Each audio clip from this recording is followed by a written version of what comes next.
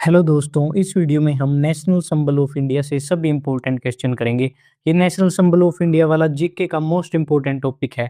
इससे एग्जामिनर जरूर क्वेश्चन पूछता है। चलिए इसको स्टार्ट करते हैं। भारत के राष्ट्रगान का क्या नाम है? भारत के राष्ट्रगान का नाम है जन गण मन।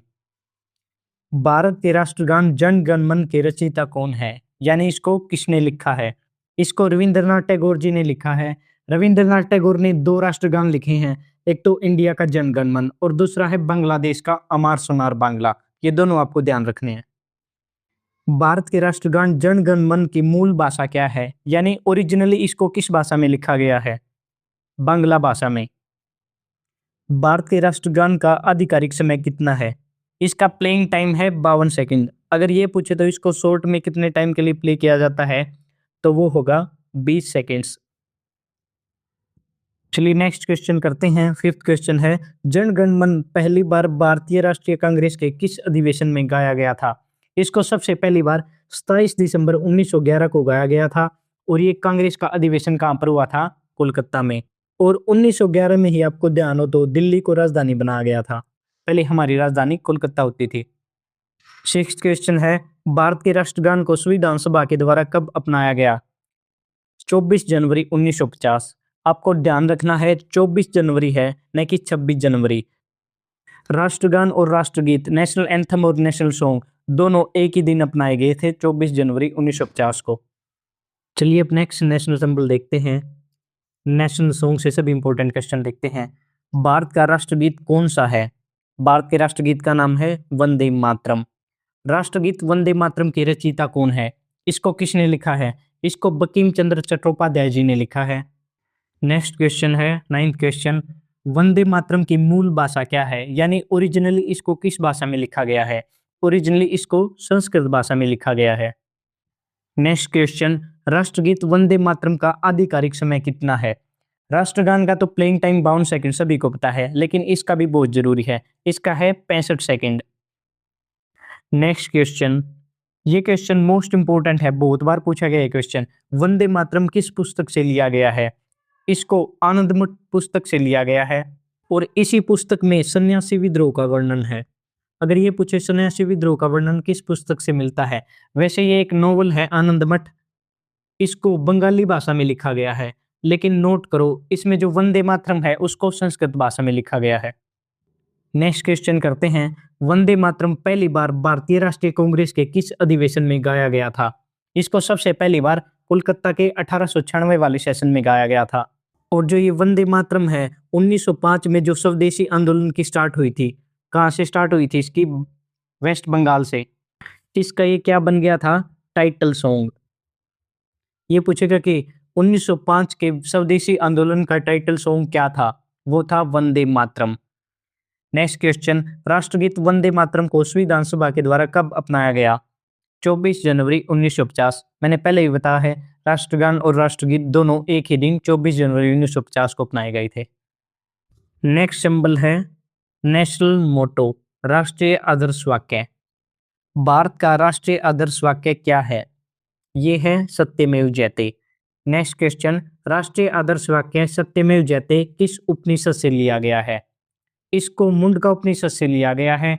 अगर ये पूछे कि टोटल कितने उपनिषद हैं, तो वो 108 हैं। ये भी मोस्ट इंपोर्टेंट क्वेश्चन है। 16वां प्रश्न है, सत्यमेव जयते किस लिपि में लिखा गया है, यानी इसको किस स्क्रिप्ट में लिखा गया है? इसको देवनागरी लिपि में लिखा गया है। सत्यमेव जयते का अर्थ क्या है? ट्रुथ अलोन ट्रियम्स, यानी सत्य की ही विजय होती है। 18वां क्वेश्चन है, 1918 के कांग्रेस अधिवेशन में सत्यमेव जयते को किसने लोकप्रिय बनाया था? ये थे मदन मोहन मालवीय जी, और ये सेशन दिल्ली में हुआ था और इसके प्रेसिडेंट भी मदन मोहन मालवीय जी थे। नेक्स्ट सिंबल है नेशनल फ्लैग, यानी राष्ट्रीय ध्वज।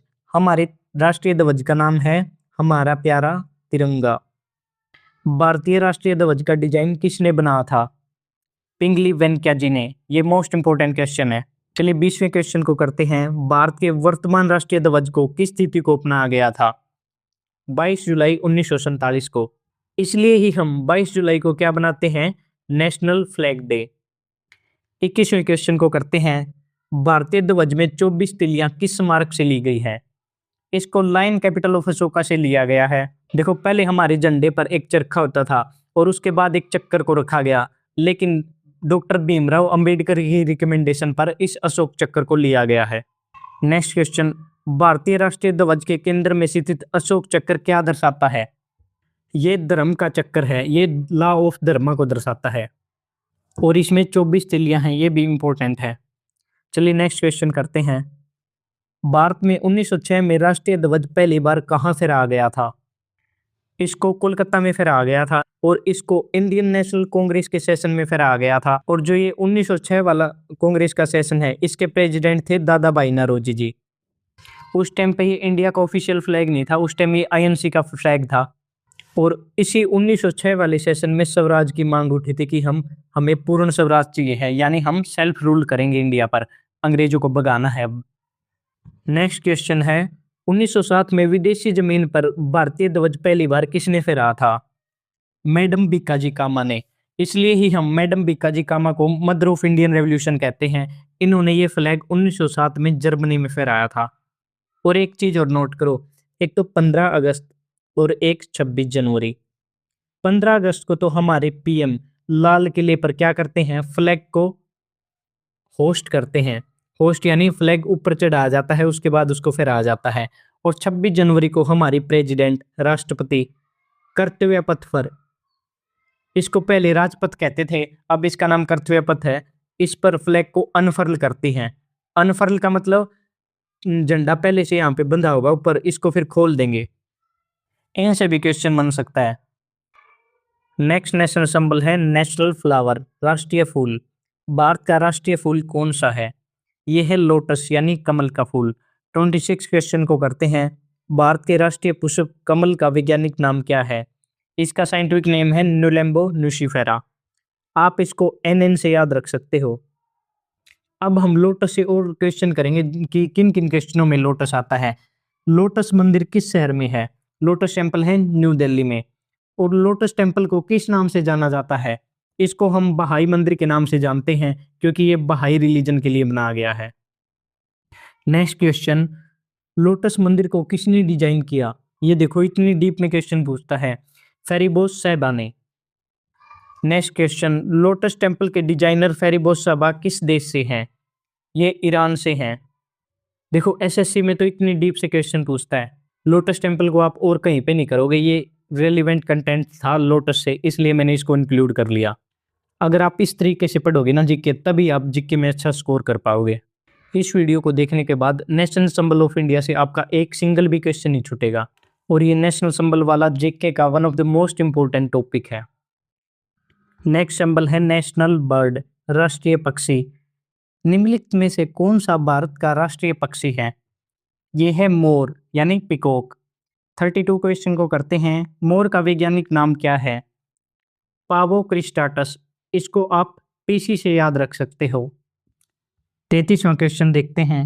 मोर नृत्य जिसको मियालित्तम कहते हैं किस राज्य से संबंधित है? इसका संबंध तमिलनाडु राज्य से है। 34वां क्वेश्चन है, प्रसिद्ध मयूर सिंहासन किस मुगल सम्राट ने बनवाया था? आपने मॉडर्न हिस्ट्री में मुगल काल में पढ़ा होगा। इस सिंहासन को शाहजहां ने बनवाया था, और ये सिंहासन कहाँ पर था? रेड फोर्ट में यानी लाल किले में। नेक्स्ट क्वेश्चन, 1739 में भारत से मयूर सिंहासन किसने लूटा था? इसको नादिर शाह ने लूटा था। और एक चीज को नोट करो, इसी मयूर सिंहासन के अंदर कोहिनूर हीरा लगा हुआ था। 36 क्वेश्चन, ब्रह्मपुत्र नदी पर पिकॉक द्वीप को किस नाम से जाना जाता है? इस द्वीप को हम उमानंदा द्वीप के नाम से जानते हैं, और ये भारत का स्मॉलेस्ट इनहेबिटेड आइलैंड है, यानी जहाँ पे लोग रहते हैं। नेक्स्ट सिंबल है नेशनल ट्री, राष्ट्रीय वृक्ष। भारत का राष्ट्रीय वृक्ष कौन सा है? ये है बेनियन ट्री यानी बरगद का पेड़। पीपल का पेड़ नहीं है, ना ही नीम का है, ना ही आम का है। इसमें बच्चे कंफ्यूज हो जाते हैं, वो सोचते हैं कि शायद पीपल का हो, लेकिन बेनियन है, बरगद का पेड़। 38वें क्वेश्चन को देखते हैं। Botanical name of banyan tree, यानी बरगद के पेड़ का बोटनिकल नेम या साइंटिफिक नेम क्या है? फिकस बेंगलियंसिस। अच्छा ये बताओ, फिकस रिलीजियोसा किसका साइंटिफिक नेम है? ये पीपल के पेड़ का साइंटिफिक नेम है। ये भी, इसका साइंटिफिक नेम भी बहुत इंपॉर्टेंट है, क्योंकि पीपल के पेड़ को हम बोधि ट्री भी कहते हैं। इस पेड़ को बहुत पवित्र माना जाता है और इसी पेड़ के नीचे गौतम बुद्धा को ज्ञान की प्राप्ति हुई थी। नेक्स्ट क्वेश्चन है, द बेनियन ट्री कहानी किसने लिखी है? द बेनियन ट्री कहानी आपने जरूर पढ़ी होगी, ये एनसीईआरटी की 6th क्लास की इंग्लिश में की बुक में है। इसको रस्किन बॉन्ड ने लिखा है। नेक्स्ट सिंबल है नेशनल फ्रूट यानी राष्ट्रीय फल। भारत का राष्ट्रीय फल क्या है? मैंगो यानी आम। नेक्स्ट क्वेश्चन, आम का वानस्पतिक नाम क्या है? Mangifera indica. इसका साइंटिफिक नाम कैसे याद रखोगे आप? जैसे इंडिया में सबसे ज़्यादा आम होते हैं तो इसके नाम में इंडिया आता है, आप इस तरीके से याद रख सकते हैं। 42 क्वेश्चन को करते हैं, मैंगो फेस्टिवल कहाँ पर मनाया जाता है? इसको हम पिंजौर में मनाते हैं और ये पिंजौर कहाँ पर है? हरियाणा में। नेक्स्ट क्वेश्चन, प्री मानसून वर्षा को क्या कहा जाता है? इसको हम मैंगो शावर के नाम से जानते हैं क्योंकि मानसून के आने से पहले जो वर्षा होती है ना, वो आमों के लिए बहुत लाभदायक होती है, इसलिए हम इस वर्षा को मैंगो शावर कहते हैं। 44 क्वेश्चन को करते हैं, विश्व में आम का सबसे बड़ा उत्पादक देश कौन सा है? इंडिया। इंडिया में सबसे ज़्यादा आम होते हैं और आम की 1000 से ज़्यादा वैरायटी इंडिया में पाई जाती हैं। आपने अलग अलग नाम सुने होंगे आम्बों के, केसर, अल्फांसो, लंगड़ा, इसी प्रकार बहुत सारी वैरायटी हैं। 45वें क्वेश्चन को देखते हैं, भारत में आम का सबसे बड़ा उत्पादक राज्य कौन सा है? उत्तर प्रदेश। 40वां प्रश्न है, आमों को कृत्रिम रूप से पकाने के लिए किस रसायन यानी किस केमिकल का प्रयोग किया जाता है? कैल्शियम कार्बाइड का, और इसका फॉर्मूला है CaC2। 47वां क्वेश्चन करते हैं, आम किस विटामिन का समृद्ध स्रोत है यानी सबसे ज्यादा विटामिन इसमें विटामिन ए पाया जाता है? नेक्स्ट सिंबल को देखते हैं, नेशनल एम्बलम यानी राष्ट्रीय प्रतीक। भारत का राष्ट्रीय प्रतीक क्या है? ये है लायन कैपिटल। वैसे ये लायन कैपिटल ऑफ अशोका है। 49वें क्वेश्चन को देखते हैं, इस क्वेश्चन में बहुत ज्यादा बच्चे फंसते हैं। भारत के राष्ट्रीय चिन्ह जो अशोक स्तंभ के सिंह शीर्ष है यानी लायन कैपिटल ऑफ अशोका है, इस पे कौन कौन से एनिमल्स हैं? बताओ देखकर। इसके लिए आपको एक वर्ड याद रख लो, आप कभी कंफ्यूज नहीं होगे। BHEL। Bull, horse, elephant, lion, ये 4 एनिमल हैं और इन 4 एनिमलों को अशोक चक्र के द्वारा सेपरेट किया गया है। आप इमेज में देख सकते हो। तो इसका करेक्ट ऑप्शन होगा first, bull, horse, elephant, lion, BHEL।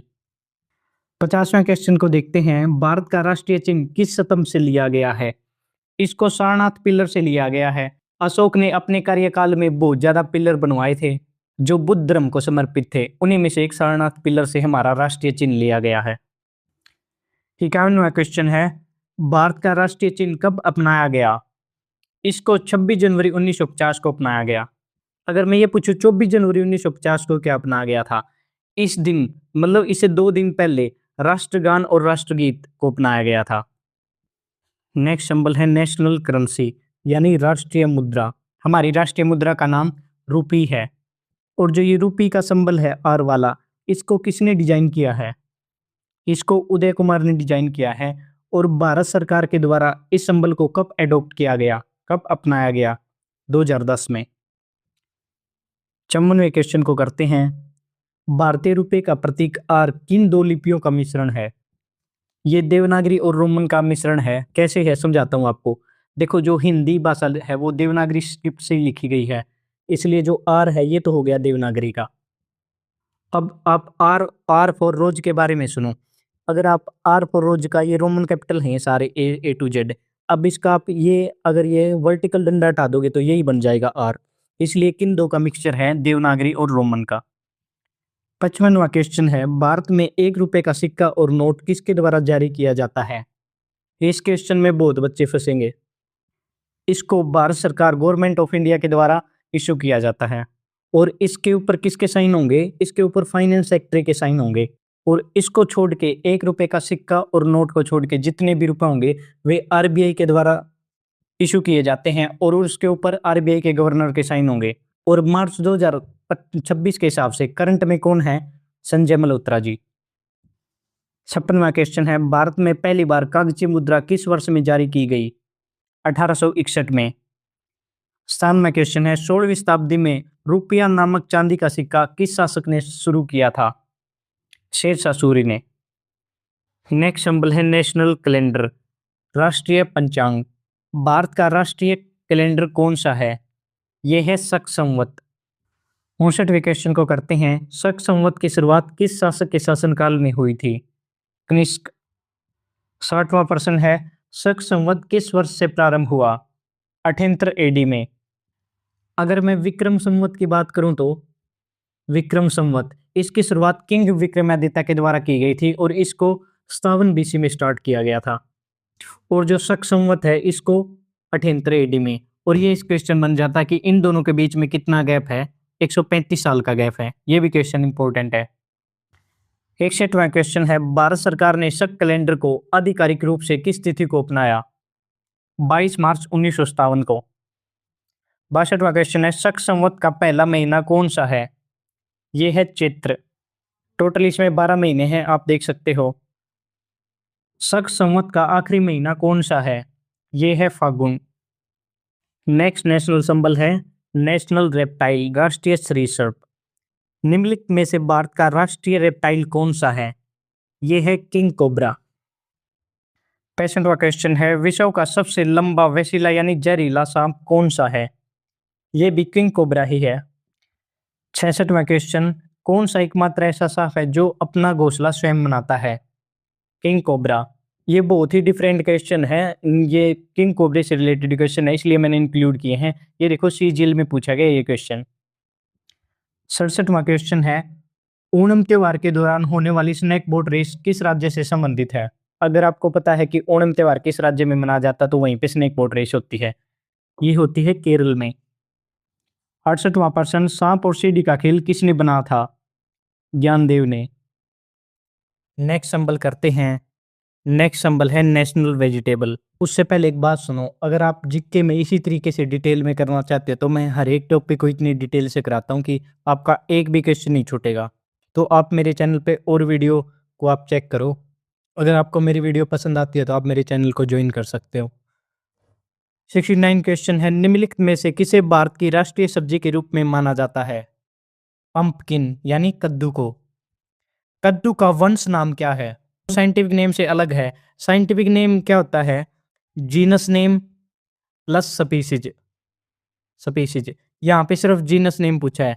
जैसे हम होमो सैपियंस है, होमो सैपियंस, होमो हमारा जीनस है और सैपियंस हमारी स्पीसीज है। तो कद्दू का जीनस नेम है कुकुरबिटा। 71 क्वेश्चन करते हैं।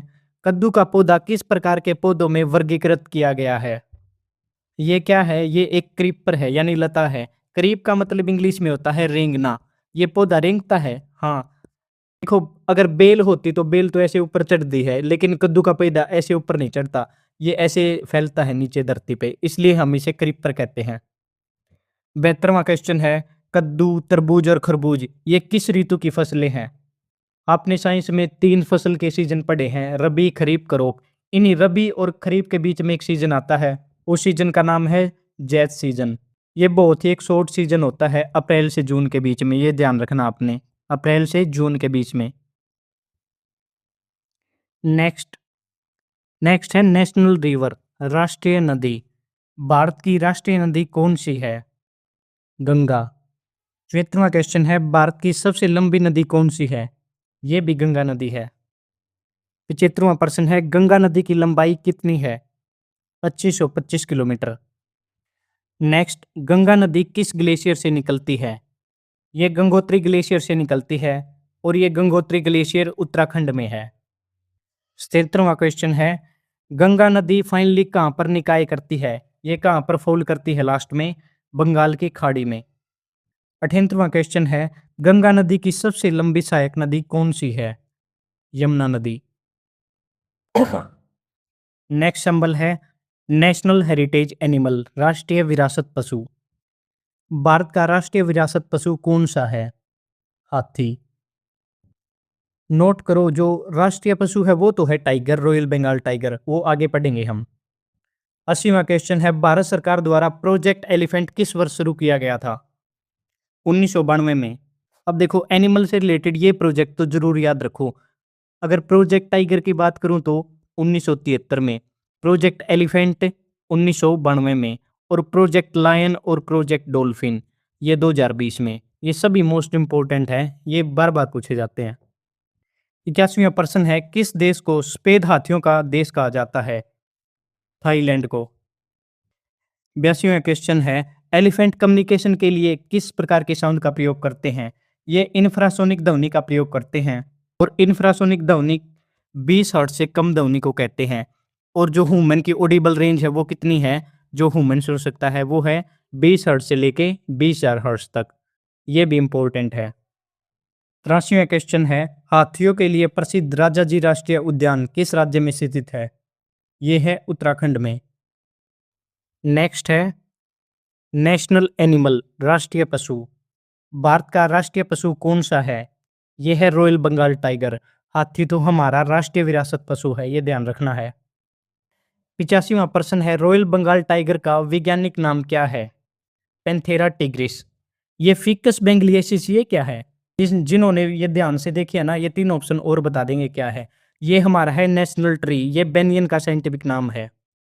और ये पावोक्रिस्टाटस, ये हमारा नेशनल बर्ड है पिकॉक, पिकॉक का साइंटिफिक नाम। सब इंपॉर्टेंट है। और ये फिकस रिलीजियोसा, ये है पीपल के पेड़ का साइंटिफिक नाम। अगला 86वां प्रश्न देखते हैं, भारत में रॉयल बंगाल टाइगर को राष्ट्रीय पशु किस वर्ष अपनाया गया? 1972 में। 87वां प्रश्न है, भारत सरकार द्वारा प्रोजेक्ट टाइगर किस वर्ष शुरू किया गया? 1973 में। 1972 में अपनाया गया और उसके 1 साल बाद ही प्रोजेक्ट टाइगर को स्टार्ट कर दिया।